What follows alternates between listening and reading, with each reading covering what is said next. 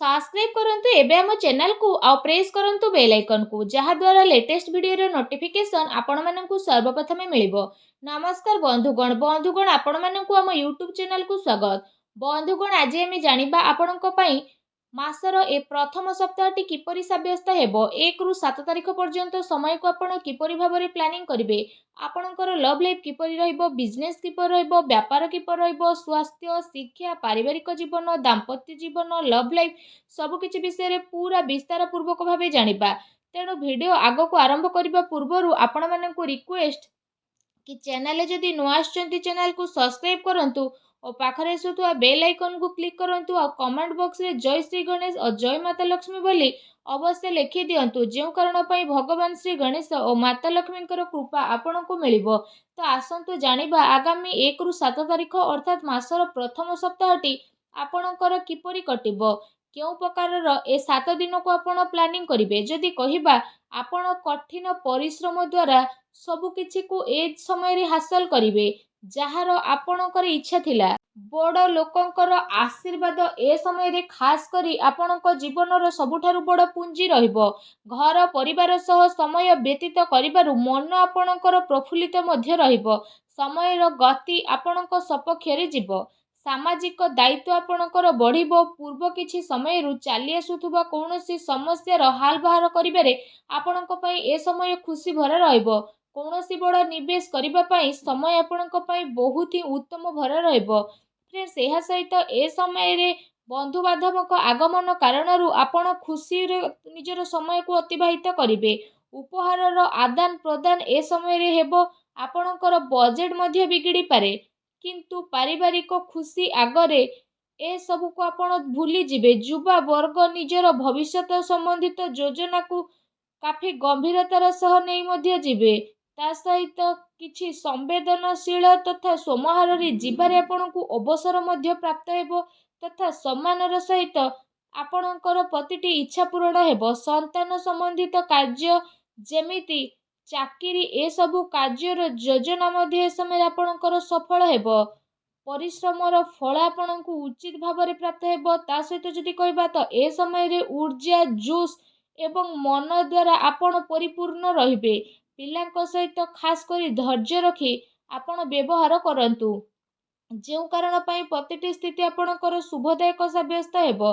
एहा सहित जदि आमे कहिबा आपण मैनेज करिवे कि आपणक सहित मनोरंजन रे आपणक समय किपरि बीतुछि। ता सहित ए समय रे परिवार सहित हर्ष उल्लास रे सहित समय को व्यतीत करिवे। केउठी ना केउठी शुभ समाचार मध्य मिलिबो। कार्य कुशलता बळ रे आपण नुआ नुआ उपलब्धि को मध्य हासिल करिवे जहार केबे आपण कल्पना करि नथिले। फ्रेंड्स एहा सहित ध्यान रे रखंतु ए सबु आपणक कार्यकलाप रे स्थिति परिवर्तन करिवो जेउ कारण पई आपणकु बहुत बड़ धरणर नुकसान रो सामना करिबाकू पड़ी पारे। सबु गतिविधि रे ध्यान केंद्रित करिबा आपणक पई अति आवश्यक रहिछि। आर्थिक जिनिस रे आपणकर परिवर्तन आसीबो। आनिथिबा धन संबंधित निवेश भाबी चिंती आपण ए दिन रे करंतु नचे असुविधा रे पड़ी पारंती कारण पैसा पुणी थरे आपणकु मिलिबा मुश्किल होई पारे। ए सप्ताह रे विद्यार्थी को तांकर प्रतियोगी परीक्षा रे अधिक ध्यान देबार अति आवश्यक रहिछि। फ्रेंड्स एहा सहित जदि कहबा ए समय रे सबु किछि ठीक रही मध्य आपणकु केउठी ना केउठी असुविधार सामना करिबा पई पड़ी पारे किंतु आपण जदि चेष्टा करिवे तो सबु को परिवर्तन करि परिवे। केवल आपणको आपणको भावना क्रोध उपरे नियंत्रण रखिबार आवश्यकता रहिछि कारण यह प्रभाव रे किछि संबंध आपणकर खराब होई पारे किंतु शीघ्र ही परिस्थिति किछि एपरि प्रतीत हेबो जेउ कारण पई स्थिति रे परिवर्तन आसीबो। घरुआ खर्चर स्थिति पई आपणको बजेट बनेबार आवश्यकता रहिछि। कोर्ट कचेरी संबंधित मामला रे किछि परिवर्तन मध्य आसी पारे। संपर्कियों सह व्यवहार करिबा समय रे आपण सावधान अवलंबन करंतु। आपणको द्वारा मुहरु एपरि किछि कथा बाहरी जिवो जेउ कारण पई आपणको संबंध खराब हेबार आशंका रहिछि। सेथि पई आपणको आपणकर राग उपरे निहाती भाबरे कंट्रोल रखिबार आवश्यकता रहिछि। काहा उपरे ए दिन रे अत्यधिक भरोसा बा विश्वास करिबा नुकसान होई पारे। ठीक हेबो कि आपण निजर निर्णय को निजे सर्वोच्च रखंतु। घरर वरिष्ठ सदस्यंकर स्वास्थ्यर ध्यान रखिबार अति आवश्यकता रहिछि। फ्रेंड्स जदि कथा आपणकर लव लाइफ विषय हेब तो ए समय पारिवारिक वातावरण रे आपसिक तालमेल रे असमंजस्य बनी रहिबो। प्रेम संबंध रे जणे आउ जणकर भावना को बुझिबार अति आवश्यकता रहिछि। पति पत्नी भितर किछि ए समय नोकझोक मध्य होई पारे। प्रसंग बदनामी ए सब आपणकर कारण बनी पारे, तेणु विचलित न होई सावधान रहंतु। ता सहित ए सप्ताह काम कार्य चलुवा शिथिलतार प्रभाव पारिवारिक जीवन उपरे पड़िबा पई दियंतु नाही। जीवन साथी तथा पिलांकर पूर्ण सहयोग ए दिन आपको प्राप्त हेबो। ता सहित ए समय पारिवारिक सुख शांति मध्य बनी रहिबो। संतानक शिक्षा आउ क्यारियर संबंधित गतिविधि रे आपण सहयोग मध्य प्राप्त करिवे। घर परिवार रे आपसिक संबंध तथा प्रेम मध्य बनी करी रहिबो। विपरीत परिस्थिति कारण प्रेम संबंध प्रति उजागर रहिबार ए समय संभावना मध्य बनुछि। प्रेम जीवन दृष्टिकोण ए समय आपणक पई बहुत ही मिलाजुला साब्यस्त हेबा पई जाउछि। फ्रेंड्स जदि कथा आपणकर व्यवसाय कैरियर ऊपर रहिबो तो विशेष भाव में ए समय चाकरी शिक्षा आउ कारोबार रे जदि कहिबा अधिक परिश्रम करिबार आपणको आवश्यकता रहिछि। कार्य विस्तार संबंधित कौनसी भी योजना को कार्य रूप में परिणत करने पूर्व भल भाव विचार विमर्श ए सप्ताह आपण करंतु। विशेष भाव में चाकरी पेशा व्यक्तिविशेष माने कौनसी अपरिचित व्यक्ति व्यवहार करने समय सावधानता अवलंबन करंतु।